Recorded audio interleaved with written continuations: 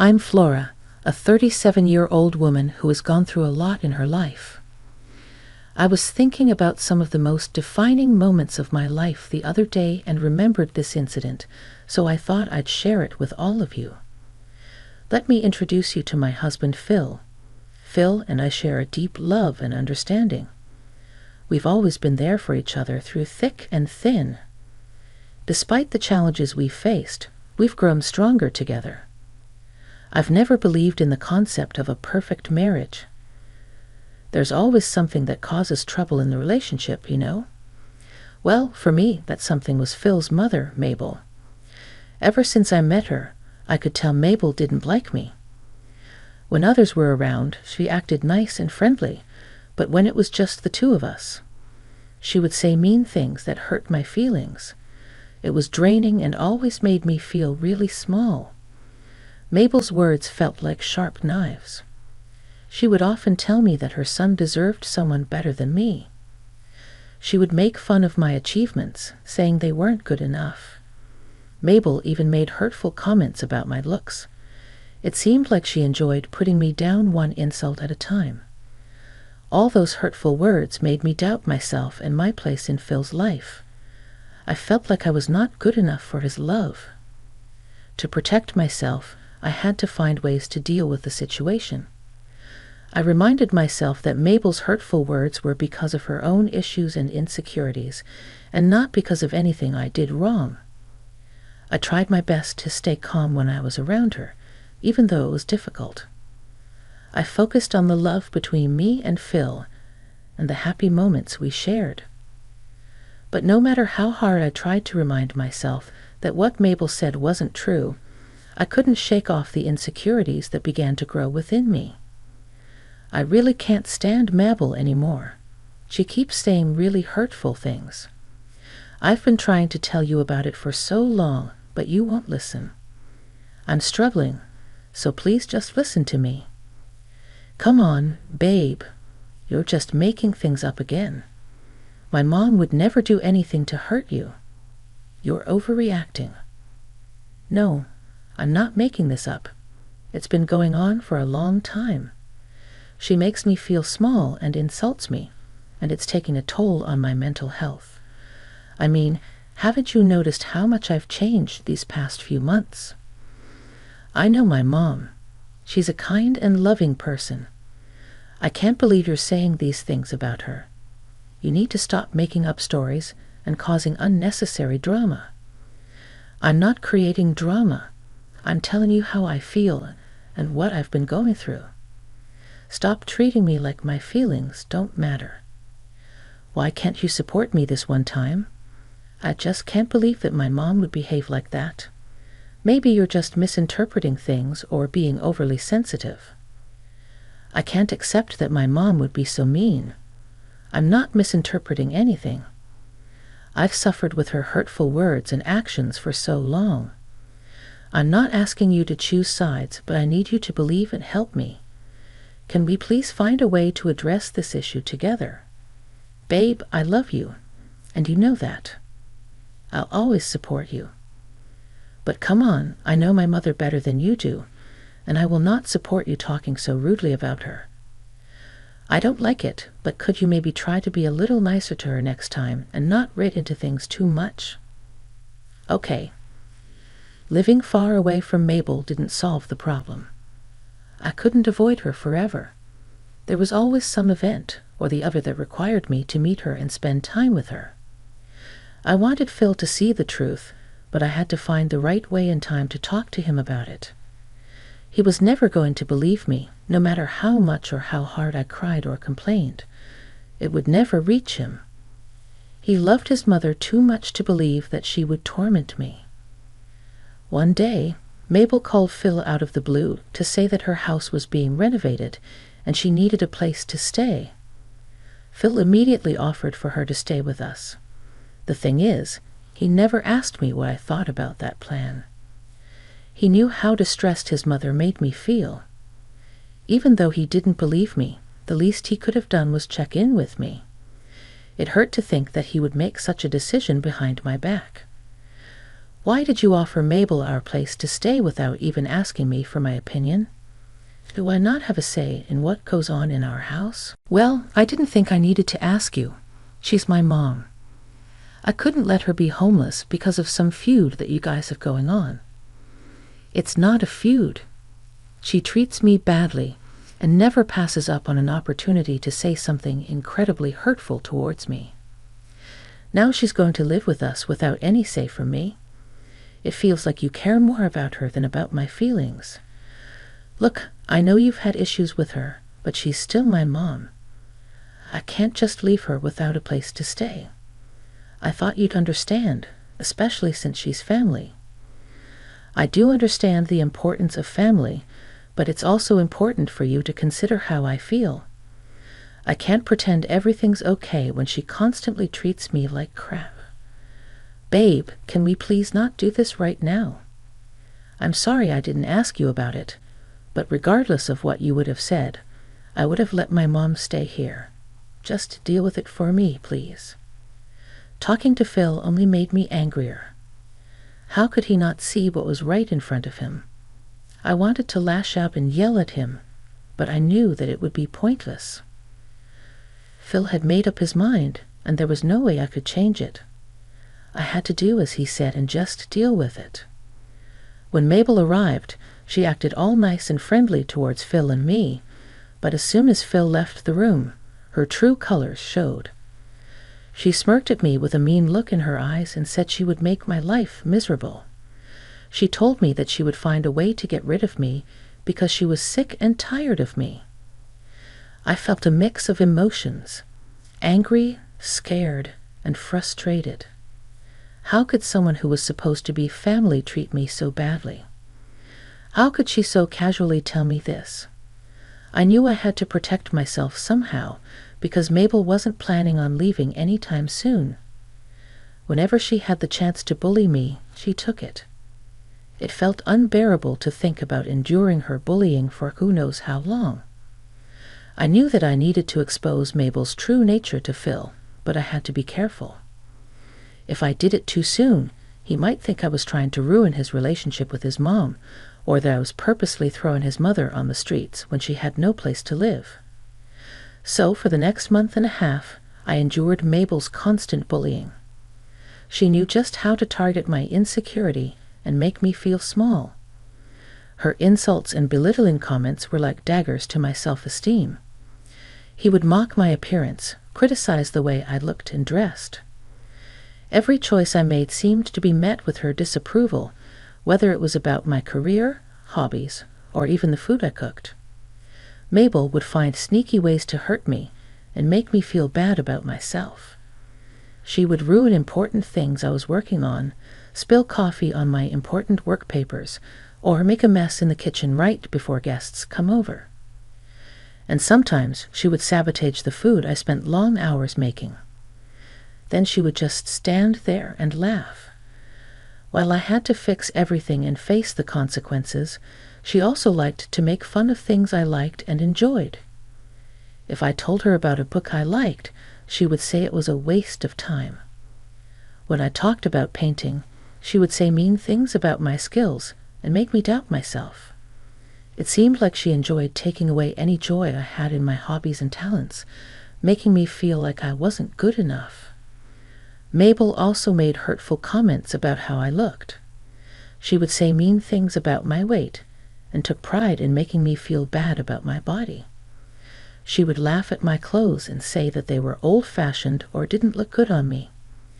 It was like she wanted to make me feel ashamed of how I looked and destroy my confidence. But her bullying didn't stop at just words. She tried to make me feel alone by spreading rumors and gossip about me to anyone that I invited over to my house. She wanted to turn them against me and create problems in my relationships. It was like she wanted to control everything and see me suffer. The entire time, she had a smirk on her face. She enjoyed the pain she caused me. It was a cruel game to her, a way to show her power over me. To make matters worse, standing up to Mabel wasn't easy. I was scared of her anger and the possible strain it could put on my relationship with Phil. I was emotionally exhausted. I felt like I had reached my breaking point. That's how I knew enough time had passed, and I could easily put my plan into action. I made sure to never complain about Mabel to Phil even once in the past month and a half. So now, not only was it safe to carry out my plan, but I was also burning with rage. I wanted Mabel to feel the same pain she made me feel. During those 2 weeks of secretly recording Mabel, my emotions were all over the place. It was really hard to handle her constant bullying, but I knew I had to stay strong because I wanted to show everyone, especially Phil, her true colors. The thought of finally exposing her kept me going even when things were really tough. Every mean thing she said and every mean laugh she let out hurt me deeply. Her words felt heavy, and her insults stung. It was exhausting to deal with her meanness all the time, but I reminded myself that it wouldn't last forever. I took every mean word she said and every mean thing she did in stride. I knew that everything was being recorded, and I wouldn't need to deal with her anymore very soon. After compiling and editing the footage, I gathered up the courage to show it to Phil one evening. I asked him if he wanted to watch a movie together. It had been a while since both of us kicked back and relaxed, so he happily agreed. As we sat down, I started playing the footage of Mabel's hurtful actions towards me. Phil was confused and shocked. He watched with growing horror the way his mother treated me. He asked me to explain what I was showing him. Finally, I had his attention, and it was my chance to explain. Do you see what I've been trying to tell you about for so long? I've not been lying or making things up. I've been dealing with her antics for the past 2 months, while you've been happily unaware of everything. It was bad enough when she didn't live with us, but when you let her live here, I swear, babe, I wanted to leave. I had no idea. I thought you were just making it up. Why would I make it up? What would I get by making up silly stories? I don't know. I don't know why I never believed you or even heard you out. I guess I just didn't want to believe that my mother could be so cruel. I'm so sorry for not believing you and neglecting your feelings. Your mother is a monster. I hate to break it to you like this, but she really is. You've seen the evidence now. Do you see how much I've been hurting? Yeah, I feel so guilty for not standing up for you. I should have heard you out and at the very least attempted to find out if what you were saying was true. I'm truly sorry, babe. Thank you for finally believing me. If you didn't, I would have lost my mind. So it means a lot to me. Of course, I'd have to be a special kind of fool to tell you that you were lying when I just saw with my own eyes how my mother has been treating you. I want to make it up to you. Tell me what I can do to make it up to you. I'll do anything. I promise. I want Mabel out of our house. I can't bear to live with her any longer. I would completely agree with that, but I still don't want her to be homeless. Her house is still undergoing renovations, and we don't know when it will end. Fine. How about we work out a compromise? Compromise? Yeah. I want you to get the name of the renovation company that's working on Mabel's place. I can definitely do that, but why do you want to know about that? I don't know, but my gut is telling me that Mabel is lying about it. Why would she lie, though? Did you just not see how happy she looked while tormenting me? Right, you're right. I'll get you the information. Just please forgive me. I'm sorry for what I did to you. It's okay, baby. I'll need some time to get over the things that Mabel did and said to me, but I'll be fine. And more importantly, we're fine. The next day, Phil casually chatted with Mabel during breakfast and found out the name of the company doing her renovations. I decided to take matters into my own hands and contacted the company to check on the progress. To my surprise, I learned the renovation had actually been finished 2 weeks ago, and they only had to work on one room.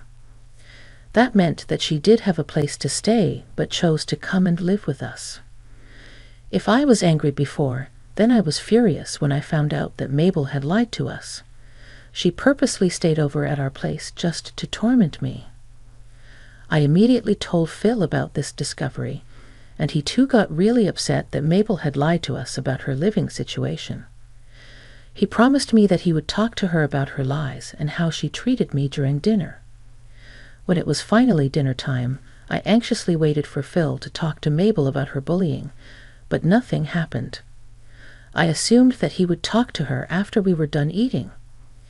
After we finished eating, Phil offered to take our dishes in, leaving me and Mabel alone in the dining room. As Mabel began to say mean things to me, I had reached my breaking point. I couldn't take her bullying anymore. That's enough. I've had it. I will not tolerate your attitude anymore. I want you out of my house. I never want to see you again. How dare you? This is my son's house, and you have no right to kick me out. Let me make one thing clear here. This house is in both Phil's and my name. Do you know what that means? I have just as much rights as Phil to decide who lives here. Like I care. How dare you speak to me like this? I will make Phil throw you out of the house. You'll learn your lesson. Then what's going on? Why are you guys yelling? Flora yelled at me because I made a small mistake, and now she's asking me to leave Phil. She told me to leave both of you alone. Can you believe her? She's heartless. Oh, please, Mabel. Everyone in this room knows that you have a house to go back to. Your renovations have been completed for a while now.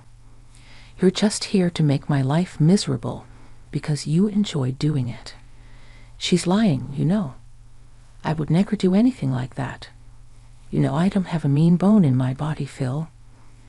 This can't keep going on. I'm sorry, but Phil, you have to choose. I can't keep living with someone as heartless as her. So me or her? Phil looked wildly uncomfortable. He hated being put on the spot, but this was the perfect time for him to show me where his loyalties lay. If he chose Mabel, I would walk out of the house and never return to him. I hated to see him in a position where he felt so uncomfortable, but it was necessary for me and our relationship. Phil took his time and thought about how to gently respond and tell his mother to stop bullying me, but Mabel didn't give him a chance to speak up. Shall I ask Flora to start packing her bags then? No, Mom. You've got it all wrong. It's not Flora who should be leaving. It's you. What? What do you mean? Why are you choosing her over your own mother? I've been trying so hard to be nice and understanding, but you're making it so hard. I can't believe you do anything else other than lie. You've lied to me about not having a place to live and about Flora being mean to you. But, Phil, you know I would never do such a thing. Flora is just exaggerating and making things up. You know how delusional she can be. Enough. You are not allowed to speak of my wife that way. I've seen and heard enough evidence to prove that you've been lying to me. I know the truth now. Flora has suffered enough. Thank you. I want you to leave. But, no buts. This is not how we treat each other. I can't allow you to continue bullying Flora, disrespecting my relationship with her. You need to leave by tomorrow morning, and for everyone's sake, never come back. The following day, Mabel left our house reluctantly, still trying to argue her case.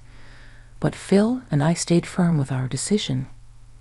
We no longer wanted her negativity or lies in our relationship. Even after she left, she kept trying to get in contact with us. But Phil and I decided that it would be best if we blocked her everywhere. Looking back on our journey, I feel relieved and like I've become stronger as a person. Phil and I have become even closer as a couple. The wounds from Mabel's hurtful words slowly but surely healed, and now our marriage is thriving without her toxicity. If you're going through something similar, remember that you deserve love and respect. Don't let anyone make you doubt your worth. Reach out for help from people who care about you. It's never too late to take a stand and take back your power. Let this story remind you that love and trust should always be at the center of your relationships. Phil and I have a strong foundation of trust and support. Although it's been a while since this incident, we're excited for the future because we know we can face anything together.